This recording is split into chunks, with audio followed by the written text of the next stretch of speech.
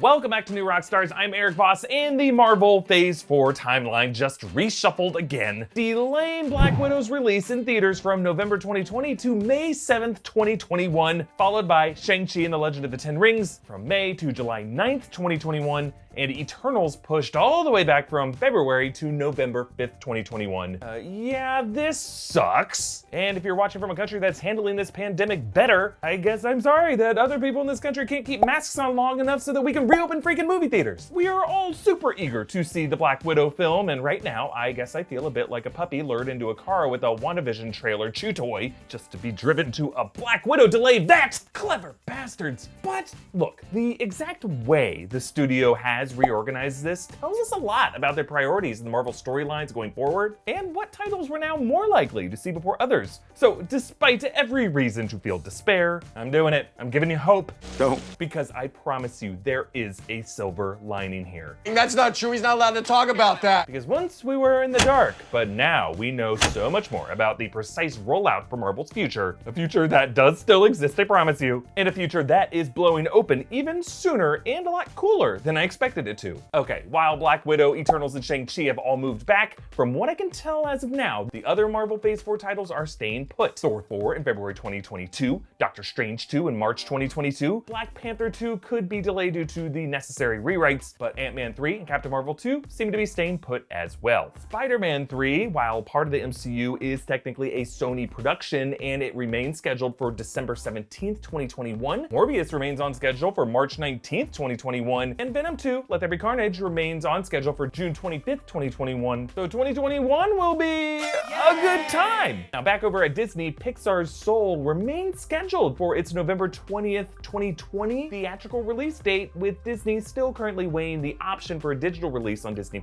Which begs the question, why doesn't Disney do that for Black Widow? Is Disney overprotective of Marvel nerds while willing to let Pixar fans die? No. Well, I hope not. Disney needs Black Widow to make as close to $1 billion as it can. The entire studio has structured itself around these Marvel movies being the tentpole releases that pay for future big titles. They've already sunk hundreds of millions of dollars producing and marketing Black Widow, and if Black Widow bombs or even underperforms by a couple $100 million, we might not get all those other cool releases we're excited about. They would just dust away from existence. Now sure, let's talk about Mulan, because Mulan had a digital release that profited, it sounds like, at least $260 million of pure profit for Disney. And I'm sure you can imagine core Marvel fans like us easily spending $30 to stream Black Widow, but we gotta step back and realize that the real profit from these films does not come from that opening weekend core group of fans who are gonna go see it anyway. This person. It comes from the more passive, general moviegoer who doesn't spend all of his time on YouTube, who maybe the second weekend or the third weekend might finally bring his kids to go see the movie after hearing a good word of mouth from one of us. That's the couple extra $100 million that pays for the next movie, and you're just not gonna get that with a digital release. And folks, Disney Plus isn't even available in all the countries around the world. So since delaying Black Widow seems designed to protect the future of huge Marvel releases, let's talk about that future, because we just learned some key takeaways. First, Marvel delayed Eternals from February all the way to November, but it bumped up Shang-Chi to that second Phase 4 movie slot in July. Just pointing out how throughout all of these reschedules, Marvel has never put Eternals in a summer release slot. That could tell us how the studio might see the film as a world-building reset that fans could wait a bit longer for, but Shang-Chi now looks more like a film the studio is more confident in as a summer crowd pleaser. But the real shift here comes in the new way Marvel is introducing this next phase of stories. Because before the pandemic, the plan was to open Phase 4 with Black Widow in May 2020, followed by episodes of Falcon Winter Soldier on Disney Plus sometime in August or September. Actually, I've always believed Marvel's original Phase 4 plan was to launch this new era with Guardians of the Galaxy Volume 3, a plan that had to be scrapped due to that James Gunn drama in 2018. Also worth noting that Marvel's latest delays likely pushed back production on Guardians Volume 3 even further, allowing Gunn to follow up Suicide Squad for DC with that recently announced spin-off Peacemaker prequel series on HBO Max. Looks awesome. But now, Marvel's only 2020 release, coming this December, the first official chapter of Phase 4 will be WandaVision on Disney Plus, and that is a big deal. I'm gonna explain why. But before we continue, thanks to Bang Energy for sponsoring this video. Oh! rainbows. Every can of Bang is 16 ounces. It contains 300 milligrams of caffeine. It's sugar-free and has 0 calories. Yet it tastes great with over 20 different flavors to choose from.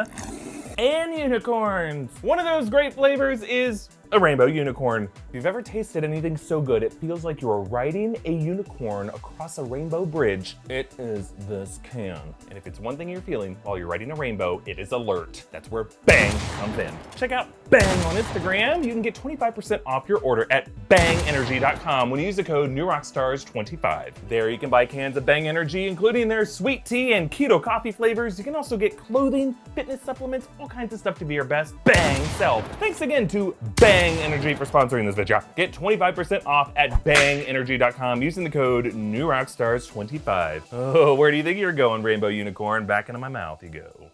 Now, Black Widow appears to be an espionage thriller in the style of Captain America Winter Soldier, probably dealing less in magic or cosmic forces than just pure earthbound spy action conspiracy twists. Maybe not a dawn of a new era, but a throwback reframing the history we thought we knew. WandaVision, meanwhile, looks nutso. No one, including myself, can tell you exactly what's going on with this premise with 100% confidence, but it's gonna explore alternate realities, resurrected androids, dark magic, Agents of S.W.O.R.D., possibly mutants and Young Avengers, and it centers around a character confirmed to return in the Doctor Strange sequel, I believe, as that film's badass villain. So while maybe not the intended introduction to Marvel's next phase, WandaVision might be exactly the trippy, bonkers, comic booky narrative to open audiences' minds to the possibilities of the vectors upon which this universe can expand. By opening Phase 4 with WandaVision, Marvel gets to be bold. It gets to say that all of the next stories coming up the pipeline, a Russian spy thriller, kung fu movie, hidden world romance, sci-fi comedy, fantasy epic, they are all set in the context of a reality that can be warped at any time by unknown magic from a dimension beyond our perception or our control. What cooler way to restore our sense of wonder after Thanos' defeat than a story that says, whoa, whoa, whoa, back up. There is so much you don't know.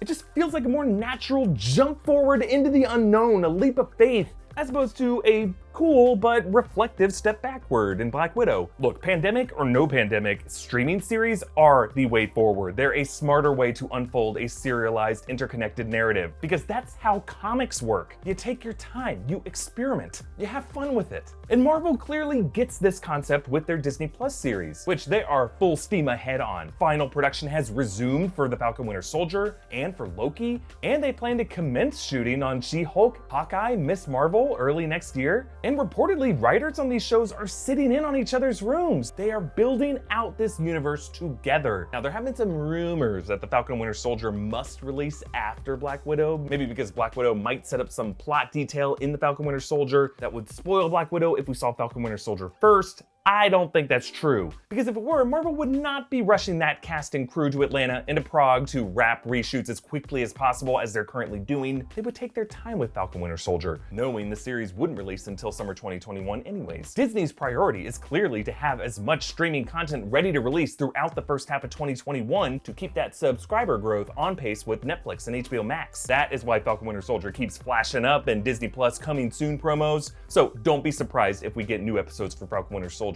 in February, with Loki episodes shortly thereafter. Look, I am bummed that we have to wait even longer for Black Widow. I miss movies. I like sitting there picking a bunch of crunches out of my folds while people look down the road and be like, why is that guy sitting by himself with a notepad? Oh, it's that idiot on YouTube who looks into things too much and talks too loud. I love the cinema experience so much that I drove 3 hours with my girlfriend to see Tenet. And I gotta tell ya, cinemas are not the relaxing, distraction-free escape that they used to be. It is heartbreaking, but attendees to movie theaters right now just tend to be the sort of people who probably don't really care how their behavior affects others. They're on their phones, they're talking, they're lowering their mask and coughing in your eyeball. I do not want to see Black Widow that way. But from the moment we saw early footage for WandaVision, that immediately jumped to the top of my list for titles I am most looking forward to. If I can just stay safely at home watching new episodes of WandaVision, Falcon Winter Soldier, Loki, I do not mind waiting until it is safer to see Black Widow in theaters to help it make the big bucks to fund future spectacles like the Fantastic Four and Avengers vs. X-Men. We are in this together, folks, and we're gonna get our dream stories one day. Discuss these theories with me on New Rockstars' official Discord server by becoming a patron at patreon.com/newrockstars. Subscribe to New Rockstars, hit that notification bell, follow me on Instagram at EA Voss, follow New Rockstars. Thanks for watching.